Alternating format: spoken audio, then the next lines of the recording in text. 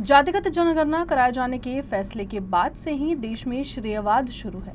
अब भाजपा नेता डॉक्टर परिणय फुके ने कांग्रेस और राहुल गांधी पर निशाना साधते हुए सवाल किया कि 2004 से 2014 तक कांग्रेस सत्ता में थी, तो इस संबंध में फैसला क्यों नहीं लिया गया। साथ ही उन्होंने कहा कि मोदी सरकार के इस फैसले से निश्चित ही सभी जाति धर्म के लोगों की सही जानकारी सामने आएगी।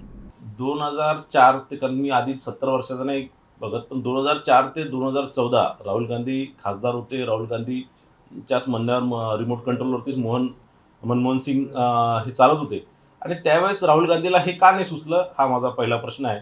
आणि दुसरं, जर खरंच राहुल गांधीच्या अशा मागणीवर जर होत असलं, तर मला वाटतं की राहुल गांधी ज्यावेळेस सरकारमध्ये होते त्यावेळेस ते हे का नाही करू शकले, किंवा महाराष्ट्रामध्ये त्यांची 2.5 वर्ष सरकार होती, बाकी राज्यांमध्ये त्यावेळेस त्या राज्यांमध्ये त्यांनी का नाही केलं.